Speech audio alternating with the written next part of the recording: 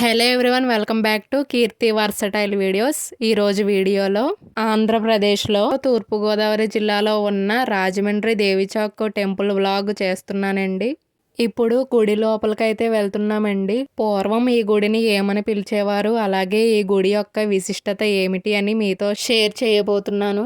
ఇదిగోండి, ఈ గుడి లోపలికైతే వచ్చేసాము. శ్రీ బాలా త్రిపుర సుందరి దేవి అమ్మవారండి.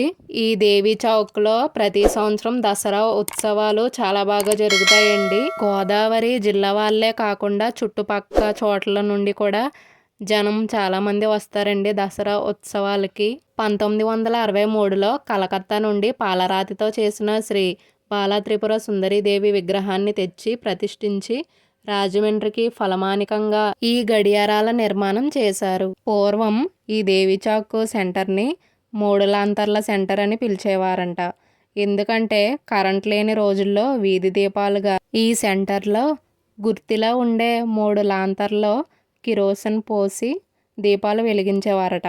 అందుకే ఈ ప్రాంతాన్ని 3 లాంతర్ల సెంటర్ అని పిలిచేవారు. కర్ణాటకలోని మైసూర్ దసరా ఉత్సవాలు ఎంత ఘనంగా చేస్తారో అలానే తూర్పుగోదావరి జిల్లా మన రాజమండ్రిలో దేవి చౌక్ దసరా ఉత్సవాలు చాలా వైభవంగా జరుగుతాయండి.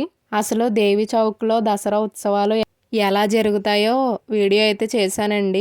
ఈ వీడియో లాస్ట్ అండ్ స్క్రీన్లో అయితే ఇచ్చానండి. వీడియో తప్పకుండా అయితే చూడండి. ఎవరైనా రాజమండ్రి వచ్చినప్పుడు తప్పకుండా ఈ అమ్మవారిని దర్శనం చేసుకోండి, మీకు అంతా మంచి జరుగుతుంది. ఈ వీడియో కనుక నచ్చితే లైక్ చేయండి, అలాగే మీ ఫ్రెండ్స్ అండ్ ఫ్యామిలీ మెంబర్స్కి షేర్ చేయండి. నా ఛానల్ని కొత్తగా చూస్తున్నవారు సబ్స్క్రైబ్ చేయండి. సబ్స్క్రైబ్ పక్కనే ఆల్ అనే బెల్ ఐకాన్ని ప్రెస్ చేయండి. Thank you for watching.